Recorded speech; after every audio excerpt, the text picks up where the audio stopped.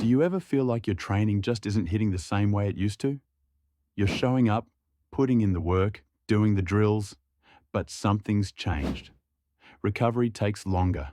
Soreness lingers deeper. And maybe, just maybe, you're not progressing the way you once did. This isn't just you. It's not a weakness. It's not failure. It's the natural evolution of a martial artist who's been in the game long enough for the body to start adapting differently. And if that sounds familiar, keep watching. Because what we're about to break down could be the difference between staying in this for life or quietly fading out like so many others do. Stick around until the end, because I'm going to share one core idea, one that nearly every long-term martial artist misses, that could literally keep your body in the game and your passion alive, years longer than your current training plan will allow. Let's be honest. Most martial arts instruction still leans on this old-school belief that harder is better, that the answer to stagnation is to push more rounds, more reps, more sweat, more punishment. But when you're training harder and feeling worse, something's wrong. The missing piece? Strategy. Now, here's the twist. Smarter training doesn't just mean easier. It means targeted. It means intentional. It means understanding how your body adapts over time and working with that, not against it. The best part? Once you get this, your performance doesn't just stabilize, it improves. You feel stronger in your techniques, sharper in your timing, and more durable across every class, every round, every year. Let's break this down. The first trap most martial artists fall into is believing that soreness equals progress. If it doesn't hurt, it didn't work. But the reality? Pain is just inflammation. Soreness is just a signal of tissue breakdown, not improvement. You don't get stronger during a workout. You get stronger when your body recovers from that workout. That's the paradox. If you're constantly pushing past your recovery threshold, your body is surviving your training, not adapting to it. It's trying to repair damage, not build capacity. And here's the kicker. The longer you've been training, the more this matters, because the deeper your training history, the more cumulative the wear and tear becomes. So what do we do about it? We stop chasing exhaustion and start chasing efficiency. Take something as simple as a push-up. Most people hammer out as many as they can. But if you slow it down, really slow it down, you're going to feel a totally different level of muscular control. Time under tension, full range of motion, stability under load. That's where strength lives. Not in flailing reps, but in focused effort. The same goes for squats, for wall sits, for isometric holds. You don't need heavy weight to get stronger. You need better engagement.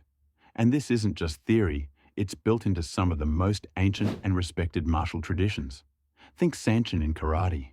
Think stance training in kung fu. These weren't conditioning gimmicks. They were strength foundations, and they're still effective today. But here's what most people miss. It's not just the exercises, it's how and when you do them. Let's say you're training martial arts 3 times a week. Great, that's already a solid workload. If you then add high-intensity strength training on top of that, especially the day before or after a hard class, you're stacking fatigue. You're not giving your body the bandwidth to recover. And if you're doing that week after week, it catches up, quietly, subtly, until one day your knee flares up, your back seizes, or your energy tanks. That's not bad luck. That's a predictable result of poor planning. So instead, we schedule smarter. You start by spacing your strength work around your martial arts, not on top of it. Use active recovery days. Use low-impact movement. Think isometrics, mobility, tension-based drills, exercises that stimulate adaptation without overloading the system. What does that look like in real life? It might mean push-ups done slow enough that every second burns. Wall sits that challenge your posture, not your pain tolerance. A set of back kicks where you focus on balance and glute control, not height or speed. It might mean you finish your workout feeling like you could do more. And that's exactly the point. If every workout is maxed out, your recovery is maxed out. And recovery is where you actually build strength. Let me say that again. You build strength in recovery, not during training. That's the key. If you're not recovering well, you're not improving. You're just accumulating stress. Now here's where this gets even more interesting.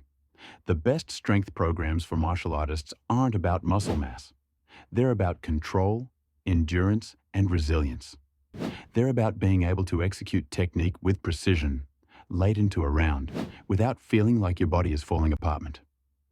Think about the last time you sparred or rolled and felt your legs give out before your mind did.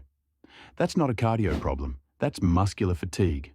And it's fixable, but not by going harder, by training smarter. And this is exactly why so many traditional strength training plans just don't fit.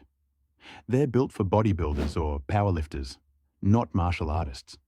They don't consider your class schedule, your sparring load, or the reality that your priority isn't just muscle, it's movement. What if your strength work made your technique cleaner, your recovery faster, and your injuries fewer?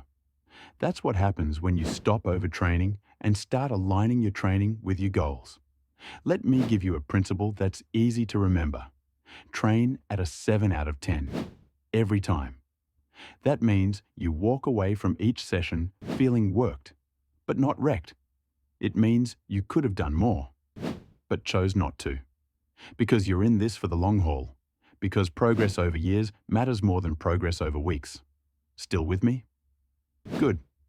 Because here's the most overlooked concept in martial arts longevity.